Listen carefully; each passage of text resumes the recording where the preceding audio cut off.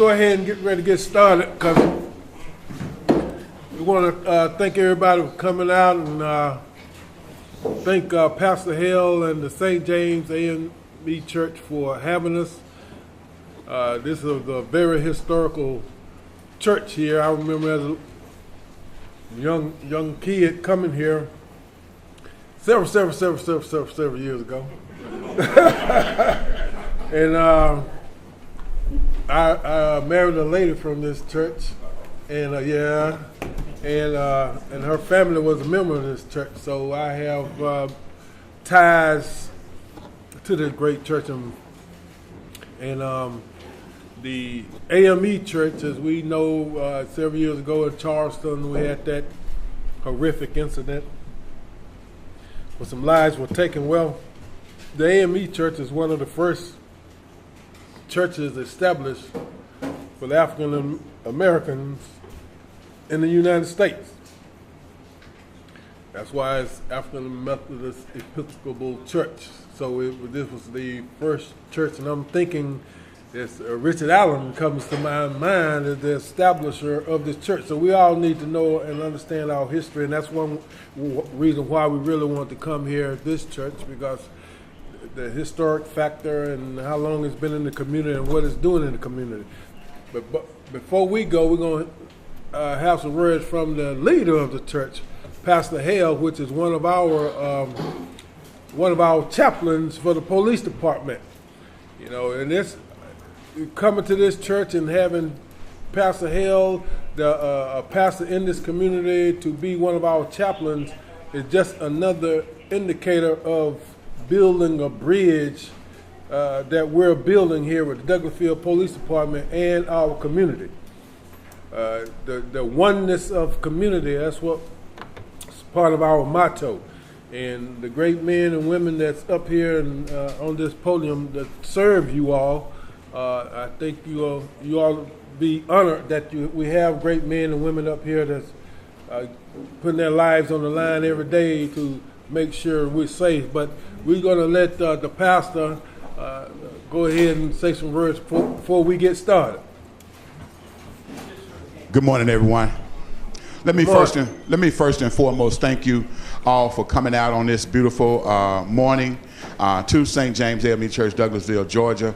Let me thank the chief for spearheading this and having the insight to bring his command staff here to the community so that the community can see firsthand and ask questions firsthand as to the importance of their community and what's transpiring in their community and what they are doing to keep the community residents safe. I count it an honor to be here, and I'm glad that all of you have taken time out of your busy schedule to be here, and I pray that that all of us will glean something from this particular meeting, and I pray that it will not be the last meeting that we have in this capacity. I think it's very important for us in the climate that we're living in for us to be on one accord with our first responders and also being able to ask the tough questions. Many of us just saw what transpired in Las Vegas, Nevada, and I'm sure many of us have questions as to how we can keep that from occurring here in Douglasville and in the surrounding area. And I'm sure if I know Chief Sparks like I know him, he's already thinking in advance as to how to make sure to keep the community safe. Again, I thank you all for being here. I pray that the breakfast is delightful, delicious, and delectful, and that everyone is having a wonderful time. Thank you again. Thank you, sir.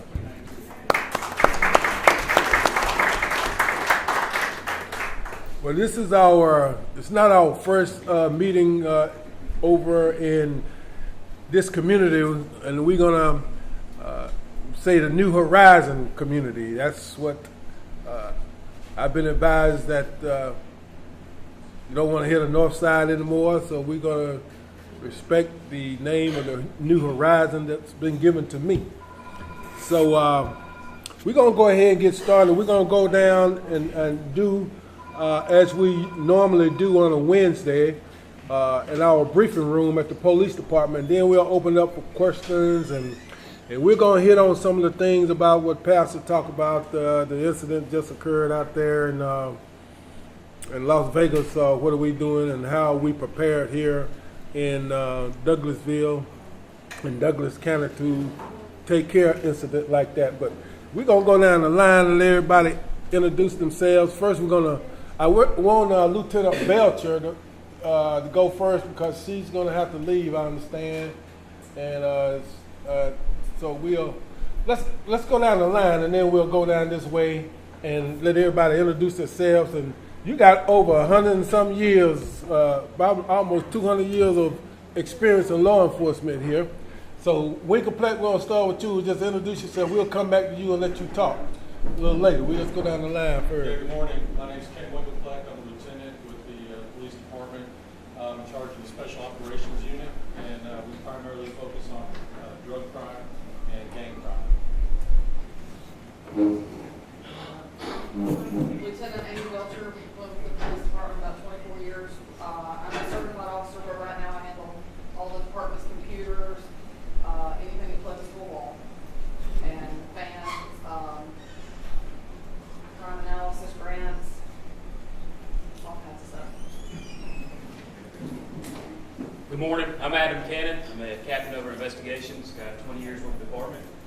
So if you ever have a case that's assigned to an investigator, they'll come through our division to be investigated. He also in charge of our SWAT team, and we may talk about some other things that the investigation we're going to be doing down in the future. I'm Lieutenant Wayne Kelly. I'm in the lieutenant of the support services division. We handle receptionists, records, police records, TAC, fleet maintenance, code enforcement. And I did say I've been here 21 years, right? Getting on up there. I'm J.R. Davidson. I'm a major. I've been here about 22 years, and my job basically is to do what the chief and deputy chief implement the programs and anything they want to do with the department. Go ahead, man. I go there.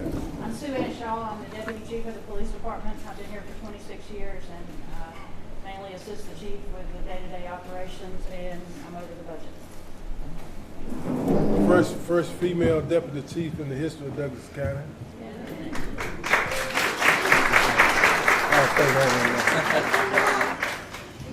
Good morning. I'm Greg Weaver. I've been with the police department 24 years. I'm the captain over the uniform patrol division.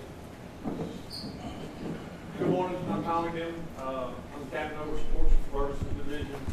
Lieutenant Kelly pretty much explained what we do. I've been here about 21 years. Yeah. I'm Adam Haney. I'm the sergeant on patrol for the shift that's working today. Been in law enforcement for 10 years. Brian Schaefer, I'm the corporal on patrol. Been here about 7 years. So a lot less than He said you younger, so you see he wearing the shorts, you know what I'm saying? Everybody else is trying to hide their legs. show off my legs. No, but my primary responsibility is I train new officers. My name's Stephen Morris. I've been here 23 years. I'm a lieutenant on patrol with the division that's on today. And I'm Gary Sparks. I've been here 30 years. 30 years and getting close to the end of the journey. But been here 30 years, and most everybody here on this staff right here, I've worked with and probably been a leader, and we work together in some capacity or the other. So, and you see, we like to have fun and laughter and cut up with one another. But when it comes down to get the job done, we get the job done. You know, it's enough stress out there in your daily and normal life to come to a police department, your work area, and then you got to have more stress. So we try to have a family-oriented atmosphere at the police department. I encourage all of you all to come by and just walk through the halls of the police department. You don't see a lot of people walking around mean-mugging each other. You know, we hold everybody accountable, and we hold each other accountable, and we just believe in service. And that service and the belief of service that's inside the walls of the police department is carried out through our patrol officers, every one of our officers when they come to meet you on a day-to-day basis that they serve the community. So this is what we do, and this is how we do it. So we're gonna go start with Lieutenant Belcher. Now, I want Amy to come up and talk about this board. Do you have like a ease board? Okay. What we're doing is database policing. You can call it smart policing. You can put in a name on it you want to put on it. But we just about know where all the crime occurs in our community. You know, like I said, you got like 200 or 300 years worth of policing up here. But what we're doing, and Amy in her capacity with our computers, she is streamlining and putting on paper where our most Part 1 crimes occur. And by putting it on paper, then Captain Weaver and Lieutenant and the Sergeant and the men out there on the road and detectives, we know how to better utilize our force going after the crime that we know that's happening most in certain areas. So she gonna go over through that right quick and just let you all know that we technological involved and we up to date with policing, the 21st century policing. You know, we're not a little small town Mayberry. You know, somebody think, Douglasville, no, we on the cutting edge of doing a whole lot of things. So, and for the viewing public, we want you to understand that as well. You know that put it right there in the middle so he can get a shot of it. We'll leave it up there so you got even after in a little bit when I have to go, you guys can look at it. So basically, there's certain crimes that we can't control the number of, like domestics and assaults and things like that. We can't always control.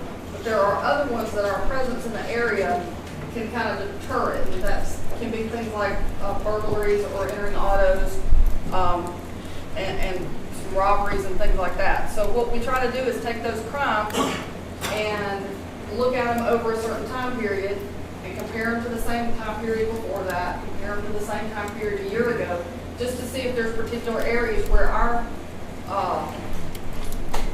focus and our attention on it could help send it somewhere else or even catch the guy so that they can't do it to anybody else. So we picked out a certain number of crimes that we wanted to look at. Entering autos is a particularly prevalent crime right now, so that's one of them. Burglaries, both of businesses and residences. And there's a couple of other weapons offenses where we come across people that have weapons. And we're starting with a 2-week period. And so we're looking at the past 2 weeks and the 2 weeks before that. And then look at if there's a particular area where it's focused. And so then we get with the patrol captain and work on a plan to basically just some sort of tactical plan to utilize our officers in that area in some capacity to try to reduce that, catch the criminals, put them in jail, or just send them somewhere else so they're not in our area. So this is one of the maps we did. If you look at the top is 2 weeks ago, so it would have been the end of August. Let me check the dates and I'll tell you exactly when it was. It would have been August 29th through September 11th, that 2-week period. And the map on the bottom is September 12th through September 25th. And so there are several different analysis. This is basically just a pin map of where the different kinds of crimes are. And then there's also something that we can do that I don't have a picture of today. It's called a heat map. And basically it uses some complicated mathematical equation that my brain can't do.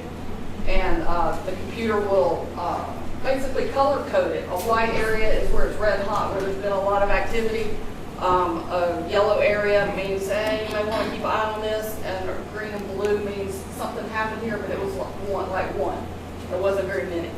And so we will look at these maps and figure out what area we want to focus on to try to influence, and then take that same data for the time period after we've done our operations there and see if we've been able to influence it all. So this is just one example of the different kind of maps and different kinds of computer technology that we have. and I don't know what else. So basically, what we're doing with this is Lieutenant Belcher stated we will employ our patrol units in certain areas and hope that we could deter or make some arrests, and we also deploy our undercover personnel in that area as well. We started last year sometime to decrease burglaries. We started a burglary detail. These burglary details are basically in the housing areas, and some of them work in the business areas as well, but we mainly focus on the housing areas when our citizens are going away from work, going to work. We hate for them to come back home when their door's been kicked in. So we have saw a decrease in the burglaries, and so this is just part of our tactical approach. See, we just don't sit around here, just ride around and burn up your gas and just ride around in circles. There's a tactical plan in everything that we do. Yeah, and so we use this information, and we streamline it, and we come up with the best plan of approach. Now, we don't know when a burglar or a robber, when they're going to do what they're going to do. Mainly police is we respond to after things mostly happen. Very rarely you will catch a crime in progress. I've been 30 years. I guess probably the most crime in progress I got was people out selling dope when we go back and get them. But a robber, something like that is very seldom. A burglary, it's very seldom. So but we have to be out there and be seen, and that deter a lot. That you can't get a number on how much crime we deter by just being around and being visible. Captain Weaver, you want to say anything else on our patrol, from the patrol side, as far as because he runs the extra duty detail? Yes, sir. As far as the burglary patrol the chief mentioned, I haven't finished compiling the stats for the one we just stopped having in August, but for the year before, 2016, from 2015 to 2016, using the techniques that Lieutenant Belcher spoke about, in the areas that we chose in the city of Douglasville during that time period, burglaries went down like 47%, just utilizing, putting more officers in that area for those time periods. So it does work, and we'll get the numbers compiled for this year, and I think probably we'll be right there or a little better than we were the year before. If you go to our website, you can pull up, and we put our stats on there. We started doing it at the end of the year stats, but now we're doing like quarterly stats. So you can see what we're doing as far as fighting crime and a lot of other things on that stats report. And that's hard. That's what's hard about policing. If we're in an area, you can't pull that data from how much crime that Officer Schaefer is deterring because his car is sitting right there. Or his car riding around in Willow Bend. We don't get that stat. We get the stat when we go and we find a door kicked in and it's followed up by good officers going in and good investigative work from Captain Cannon group, and we walk these people down. See, that's what the police does best. Is we may not deter it, but we investigate and walk it down. So just the other day, we had an armed robbery out here at the Dollar General. Guy walking the Dollar General with a gun and takes, maybe $1,000 and runs out the store and runs across the track. But this is where it comes to where our police know our community. We had that guy in jail probably in about 3 hours.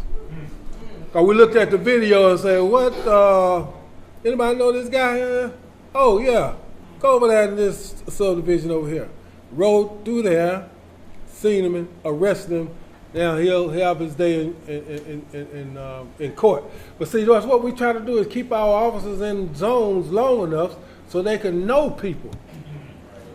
And then guess what happens? Then you know them. It's become a safety issue for us all. Because I feel that people are less likely to harm someone if they know them than if they don't know them. See, my officers can say, well, that's old Gary Sparks. His grandmama live over there. I ain't gonna run after him. He running. I go pick him up. I go to his grandmama house. You don't be that serious. So that's a philosophy that, what we trying to employ here. And that robber, we got him. Now, did we stop it? We wasn't down to stop it, but the follow-up. That's the follow-up. See, all these things work together for the good of the community. From the patrol, to the detective, to the command staff coming up and making plans and planning out these tactical approaches to crime. You see, so all of these things work together, works in harmony. And then with the community. Because you all see a lot more than we see. But if you're not telling us, then you part of the problem. You sitting around, you seeing somebody walking around here breaking in 4 houses or out there selling dope or whatever the crime may be, but you talking about it's not my business. Well, you part of the problem. You want your community safe? Take action. Don't put it all on our back. We ride through and ride out, ride through and ride out. So the community got to come together and stop this crime. Right? So that's why we doing this. We employing you. So we all got a stake in this life. We got to all have a stake in keeping our community safe. So, but yes, we try to do both parts. Have a community forum, instructing you to be involved, to riding around in the community, to major follow-up, and we'll hunt you down. It may take a while, but we're going to get you. And you're going to get yourself because, basically what happened, we just take our time and make sure it happens. Adam? I really don't have much to pass on. We had the Citizens Police Academy last night, Chief. Covered investigations and SWAT. Just had a kind of low attendance, but very well received. As far as investigations, nothing really to pass on. The Adam unit, they helped with patrol, working together as one, and got the armed robber arrested. Plus, they got some burglars that we arrested several weeks ago, plus some pedophiles. So his unit making all kinds of arrests. Because we do crimes against person, crimes against property. Adam and I and the major here, we just got back from Phoenix, Arizona for a SWAT conference for a week. So I'm saying that just to let you know that we on top of things here. We on top of things here. So we went out there, about 6 of us, for a whole week for training, staying up on the cutting edge of the new trends and philosophies that deal with SWAT-type incidents. And his people go to training for all different types of crimes. He's putting together, we're going to put together a unit to work out here on certain areas in the city to deal with human trafficking and things of that nature. So we're going to get all that kind of thing done. Well, Winkle play. Right. All right, go ahead. What you always trying to hide? Get around there trying to hide. see, y'all undercover, right? That's how they always do. See, y'all don't know where they are. You don't know what they look like. Now he just won. Right. We're responsible for investigating street-level drug crimes and gang crimes. Here recently in July, we did a case involving some 6 individuals that hung around Moore Drive quite a bit selling drugs. And we were able to successfully make buys from them and lock them up and charge them under the Gang Act for that crime. And they were actually, even though they loitered around Moore Drive, we did the case over on Ashton Court, just off of Cave Springs. And since then, the gang activity has been relatively quiet. So we're happy about that. So, but that's about all I got right now. All right, now, Lieutenant Winkelpleck unit, we have about 4 guys working in that unit, and they do a lot of, all of undercovers, from selling alcohol to underage kids, to selling dope, to pornography, to surveillance, for robbery patrol. But I want you all to really understand this thing he mentioned about gangs, and Wink, you can go ahead and tell them what the gang law is. Now, these individuals that we arrested,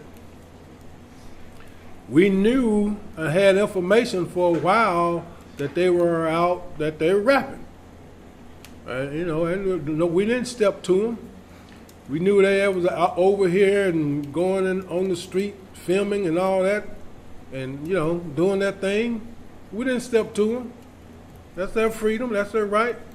But soon as you start selling dope, soon as you start breaking the law, all right, you put us on stage, and we coming on stage at you.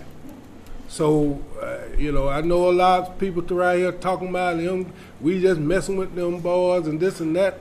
We've been knowing them boys a long time. Most every one of them been in prison at some point, and documented gang members. So yeah, you go out there and rap and do all that. We got kids around here doing that, but guess what? They not out there trying to sell no cocaine, crack, whatever other kind of drugs they're selling, and all that kind of mess. Go do that, but don't get caught with your hand in the cookie jar. And then come back talking about, well, here comes Sparks and them over there trying to stop these little young African Americans from coming up. I ain't never tried to stop nobody from coming up. Unless you coming up trying to sell some dope and that kind of mess. That's the wrong way. Wayne, we tried to get you about 3 times. That's all right. Just want to let you know, in reference to the 2 vacant receptionist positions we have, we've hired 1 person already. We got another one going through the process. The person we hired should start next week. We also... I said, in reference to the 2 vacant receptionist positions that we had, we've hired 1 person already who should start next week. And we've got 1 more person that's going through the process. So hopefully soon we'll have both of those positions filled. We also had a complaint, concern from Councilman Watts about someone dumping debris in a creek. Jimmy's going out there with WSA today. If that is in fact the case, we know the company that did the dumping, and WSA is going to take over the fining of that company for dumping in the creek. That's all I have, Chief. All right. We have a few positions open for like receptionists, and we just filled 1, so we have another one. So there's a job opportunity there. Somebody want to put in for it. We very rarely get complaints on crime. We don't get complaints about drugs. We don't get too many complaints about gangs or robberies or burglaries. But man, people can really complain about high grass. People won't cut the grass. I mean, Lord Jesus, all the stuff going on in the world. I got a report that I was reading the other day. 2 neighbors. One of them mad because the other neighbor cut some grass that was on his property. You get that one? I read that thing. I'm like, I just threw it up in there. Lord Jesus, what? I'm like, okay, then what did he didn't cut it right there. I don't want him on property. Man, I wish I would get somebody to go and cut my grass, man. That's all right. You wouldn't believe it. So what, this code enforcement thing, I'm a crime fighter. We fight crime. That's what I do. That's what I do best. That's what we do. That's what we do best. And, but Lieutenant Kelly and Captain Deming, and, from I'm gonna say it, from council people to everybody. You know, it's high grads and signs and all this kind of, man, we out here fighting, trying to keep people safe. But that's what we do. I probably put my foot in my mouth, but that's okay. I was just wanting to say, I've been doing this for 20 years, and I know people get frustrated because they feel like, especially talking generality, you know, the police don't do anything. The police, they don't follow up. They don't arrest people. Police operate under constraints, the laws, the Constitution. And a lot of people think, you know, they just don't care. But I don't know any police officer who started this job who didn't want to come out and arrest people for committing crimes. I don't know anybody who just said, I just want to go sit in a police car and do nothing. Everybody had an intent to make the place better. And sometimes if people don't understand all the constraints that we operate under, probable cause, search warrants, where we can and can't go, it is frustrating. I understand that, but it's not necessarily because the officer doesn't care or they're lazy. Other than that, I had just a couple reminders. School's out Monday and Tuesday for patrol and detectives. We have employee appreciation on Monday. And also on Wednesday, we're going to be doing a demo, the robot demo over at Mason Creek Elementary School for the robotics team. We do have a robot that we employ with our SWAT team, and we give demonstrations. We'll be out at the elementary school, trying to do some public service there at the elementary school. Tommy, Captain Dimon? One thing I want to add on the code enforcement side, the Meadowbrook, the complaint we had on that, they're supposed to be cleaning that up today to get that handled. Hopefully we'll see some progress there. And just those of y'all that said y'all help me out on next Thursday, career day at Chapelville. Just don't forget that. See, we doing a lot of things in the schools, career day. We go try to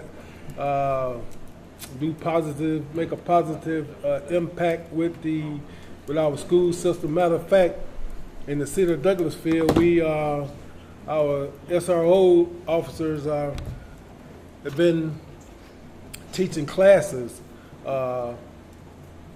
in school, classes that's similar to the classes we teach every Saturday from 10 to 2 in our Youth Against Violence program. You know, we've been running that program for 10 years. You know, trying to empower and instill some morals and values into our young men and women that's in this city, in this county, try to instill in them and empower them to walk in their greatness. So if you all get a chance, come by one Saturday from 10 to 2 and see what we're doing with the young people in this city. Captain Weaver? Just a couple things, Chief. First of all, the lady in the back that mentioned traffic complaints on Poplar Street, I'm sorry, on near Stewart Middle School, I will put a zone patrol on that as soon as I get back to the office, and we'll get some more presence in your area, okay? See if we can handle that for you. Chief, we had a burglary last night at the Valero gas station on Bankhead Highway. That's out near the Cedar Mountain crossing on Bankhead. We've got some video of the perpetrators, so we'll. I'm sure Captain Cannon will get a hold of that as well, and we'll get with that. Like the Chief mentioned earlier with y'all, when we're doing the crime stats and pictures and citizens getting involved, probably we've got 2 suspect pictures from this crime that happened last night. I don't know who they are. The Chief don't know who they are, but I'm sure we'll probably end up putting them on our Facebook page. There'll be some bolos come out, and maybe you can help us identify who these guys are. Broke into the gas station last night. So, last, Chief, we had a K9 unit. One of our dogs that got snake bit a week or so ago. I know you know about that. I got word today that the dog is fine and will actually be able to certify this week. They're going through their national certification. And we didn't think the dog was going to be able to do that, but it will be. I see we got K9 out there trying to train, and the snake got snake bit. Well, that costs money. Because the grass is too high. Probably.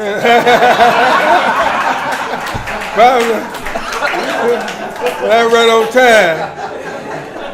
That could have been, I'll tell you.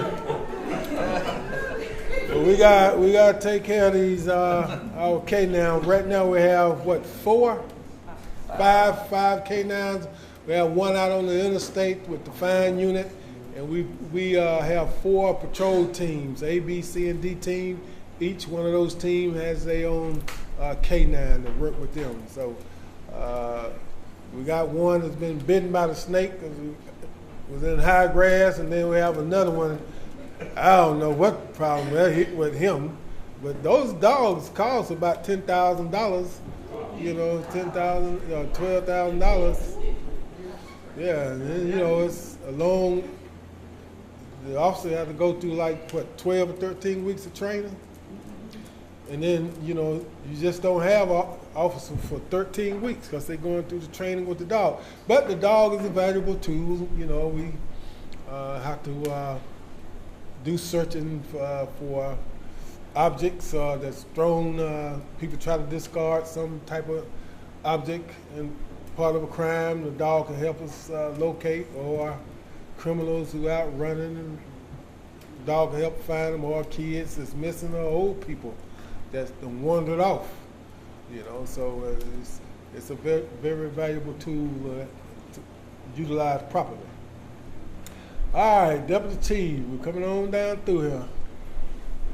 Going back to the complaint about us not doing anything, a lot of times we're doing things undercover that you may not realize. You may make a complaint, we're going to pass that information on to the right division, and we may send in our undercover guys, so you may not know they're out there. We may be using the technology that we've got to check into things, but we're not going to come out here and just blow off a complaint.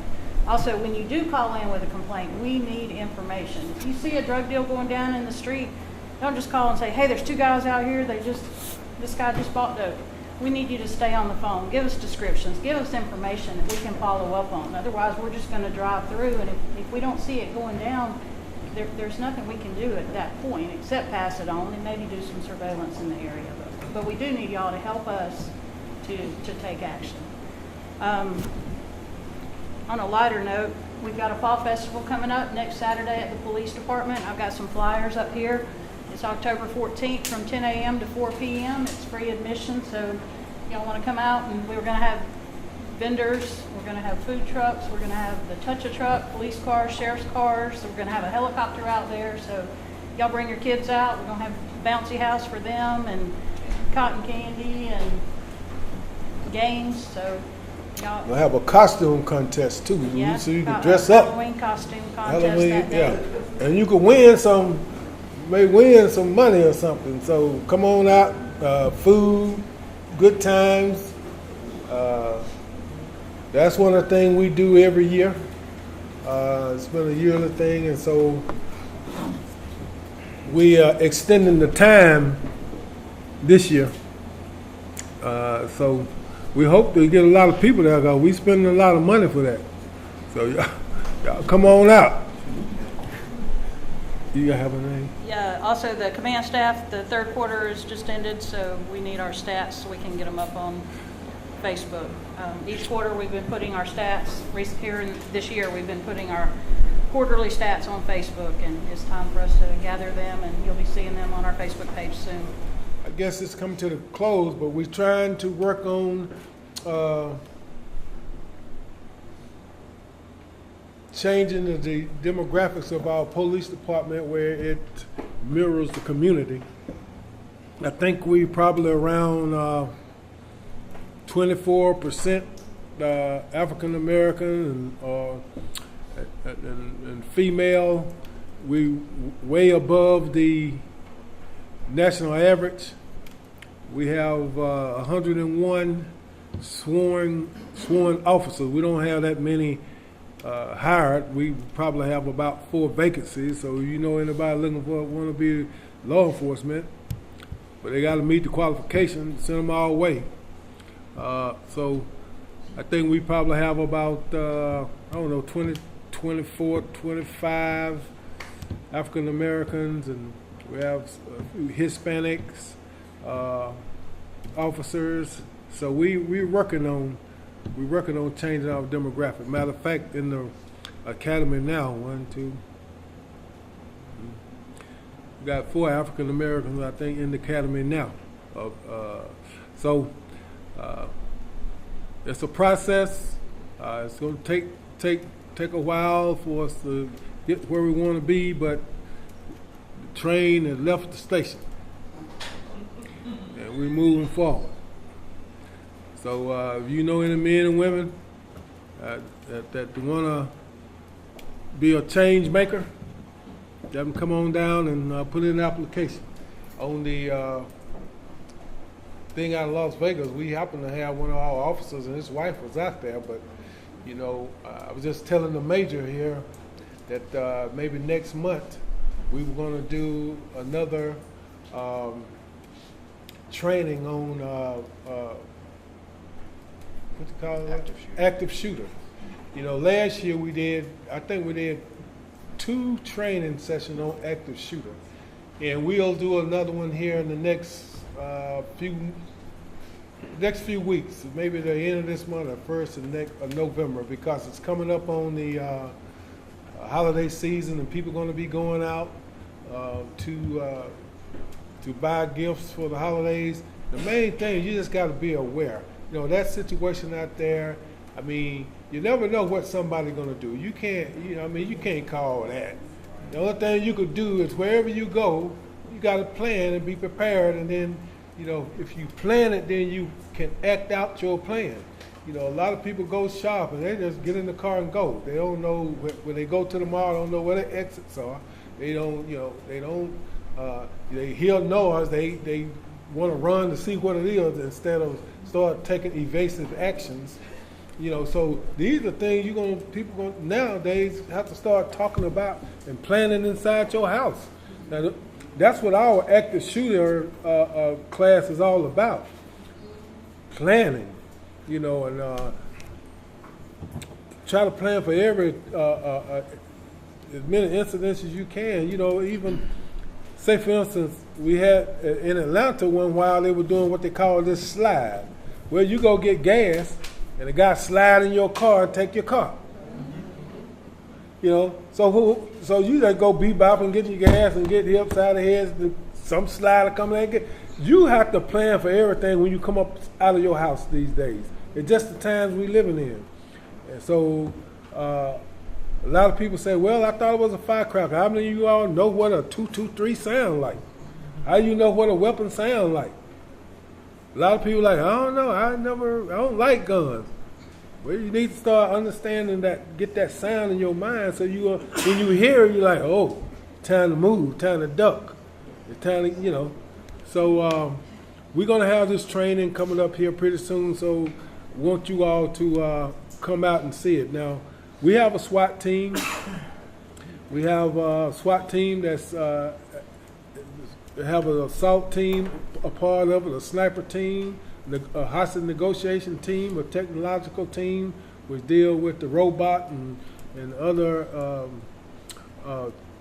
explosive. We could do explosive entry just like they did out there in Las Vegas. So we have a fully tactical unit.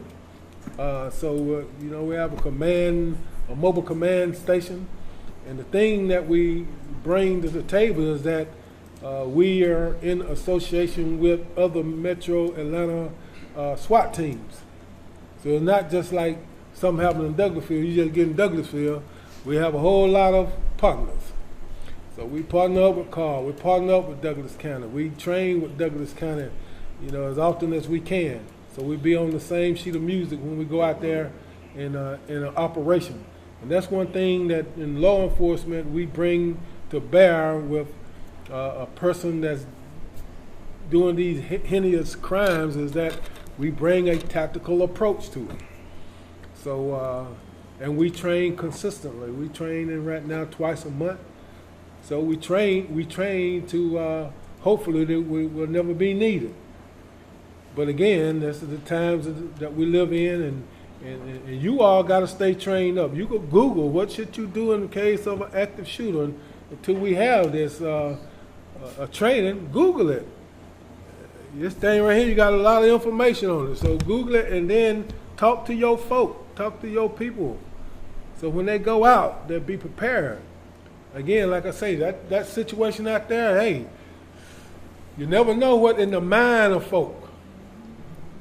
You know, you got a good mind, but you know, you thinking about righteousness, he's thinking about devilish and thinking about killing folk. You know, so what could they do? You know, I just pray for the families that were affected by that. And it's sad that, you know, you can get on the gun thing. You know, I don't know why people need those type of guns. You're not in the military. You know, why they out there? But that's just me. Some of these guys got more firepower than we got. Because sooner we go get it, then y'all people. And I ain't saying y'all, but I'm saying if we go out and try to get some weaponry like that, then you know what y'all was saying. Y'all police don't need that. Police don't. This guy shooting for 34 floors up. He's shooting all the way across, what, a quarter of a mile, maybe 400 yards. And you walking around there with police running around with a handgun. And then you got folks talking about police. Y'all don't need that kind of stuff. No, you know. So, but we're gonna have. I see you, Mr. Good. We're gonna have this active shooter training. We hope that you all pay attention to our Facebook page, and we're gonna hopefully have a. Now this is what get me now, and then I'm gonna shut up because every time we have an active shooter town hall meeting, it's usually packed. But if we talk about something, talking about burglaries, or we talk about some other type issues, ain't nobody coming. And then you're like, what the police doing? We talking about, we saying, okay, look at the police, we open up our doors, talk about what our values are. We're trying to express our opinions of what our philosophy is to the community, so the community will know us. Ain't nobody coming. Ain't nobody coming. You know, so that's why we do what we call DCOP.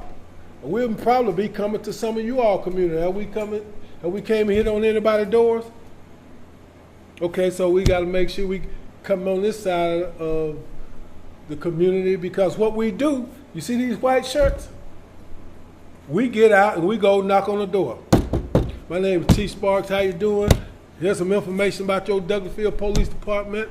This is what we're doing for you. This is the crime that's happening in your area. So when we have these community meetings, people don't come, we go to them. So we done hit several communities. It's unheard of, you know, we knocked on some doors and people like, I'm from Atlanta, I'm from New York. You the police chief, y'all coming knocking on my door? Yes. Well, come on in. I'm your. Hey, no, we got to keep it moving. We got to keep it moving. We got a whole. We started out doing apartment complexes. We did Arbor Station, some part of Arbor Station. Yeah, we did over here. The first one we did Crystal Creek. Did Cambridge, Crystal Creek. Douglasville proper, right over here. Chicago Park. So we go knock on doors.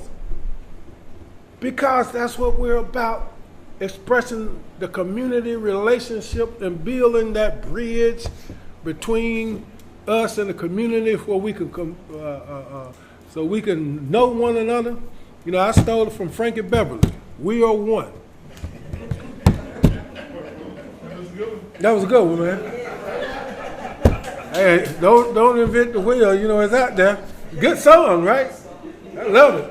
So we are one with the community. So that's what we do. That's why we're doing this.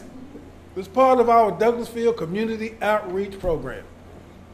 Anybody else? I got one thing, Chief. Yes. I'd like to thank the church, the pastor, and everybody that helped put this together for hosting us and the delicious breakfast, and for Miss Stephanie McClarty for coordinating between us and the church. So everybody give them a round of applause.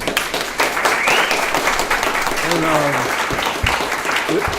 before we go, and Pastor, before we go, like you to close us out in prayer. Anybody, anything else before we go? And Miss Lady back there, we'll get with you.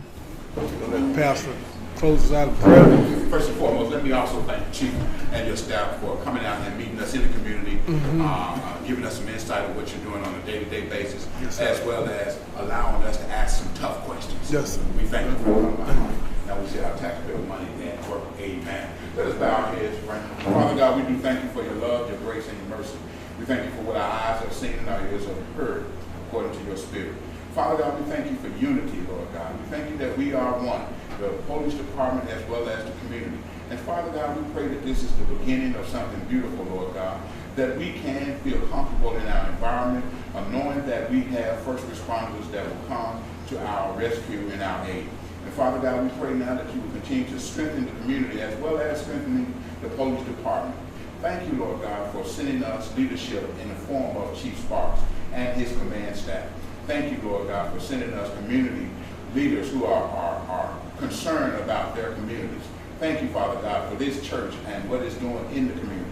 Thank you for all those who put a hand in this great meeting, this great breakfast. In the mighty and matchless name of Jesus, as we leave this place, but never from your presence, give us your traveling mercies. Amen. Amen.